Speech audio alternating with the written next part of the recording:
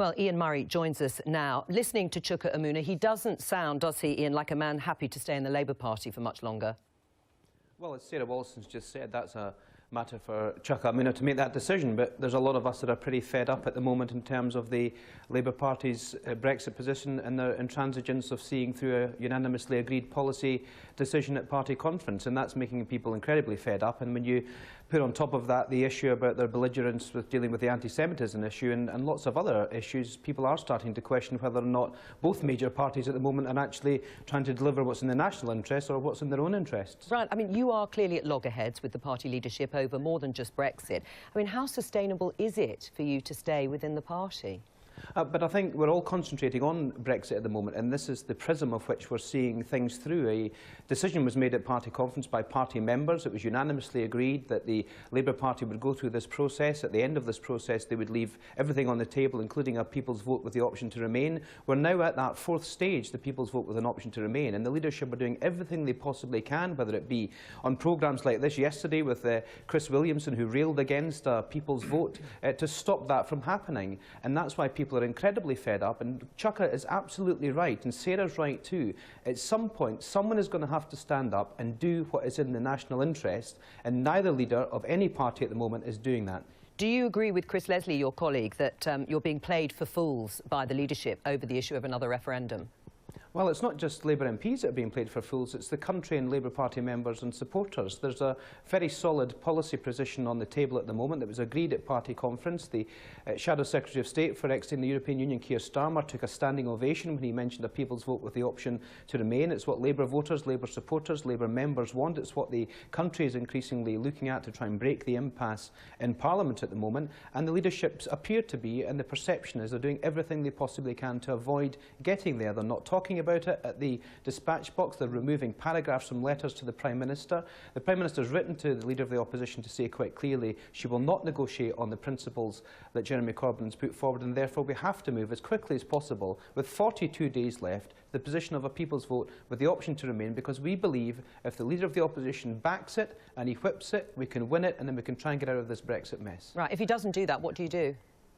Well, we'll all have to make our own decisions on that basis, but the country will make their decision as well on what's in the best interest of the national interest. And you've heard the Chief Executive of the CBI say what the position of business is. We've heard that from the Leave campaign this afternoon on your programme that businesses are very adaptable. Yeah, businesses are adapting to this particular problem at the moment. They're adapting by moving their headquarters and their services and their offices to other European Union nations. This is about the jobs and livelihoods of my constituents and of people all over the country. Right, but and if our leaders can't stand up for the national interests, then they can't have our support. Right, they can't have your support. So where are you going to take it? What are you going to do with it?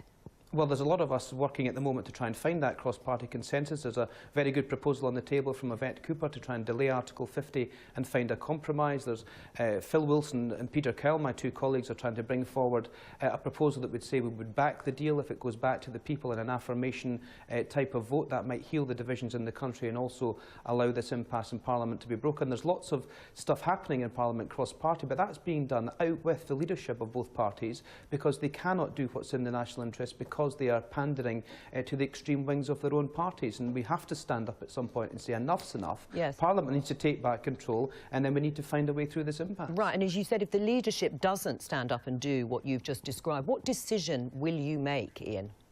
Well, it'll be a personal decision for us all. I'm in the Labour Party. I love the Labour Party. I'm standing up for Labour Party members and supporters by trying to get to a position where the Labour Party supports a people's vote with the option to remain. That's what Labour Party members decided. I'm supporting them. I'm backing them up. And the decision about what happens beyond that will depend on what happens. If my constituents start losing their jobs on the basis that the Labour Party's facilitated a hard Conservative Brexit on the basis that they've refused to implement a democratically put forward motion at Labour Party conference, then we'll all have to make our own decisions about whether or not that's in the best interests of both the party and indeed the country. So are you considering at this point leaving the Labour Party in the interest of your constituents?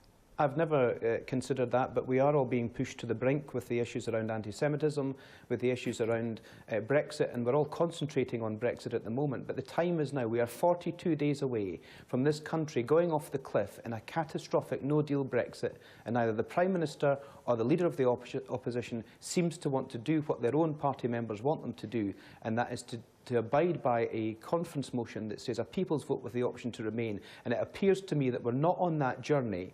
We're nowhere near that journey, and indeed people from the Leader's office are putting up roadblocks to that journey. And if you've seen Lynn McCluskey, the General Secretary of Unite, on the Peston programme earlier on this week, who said that it wouldn't be an option to have Remain on the ballot paper, and even if there was a referendum. That is bad for his workers, bad for his members, and bad for the country.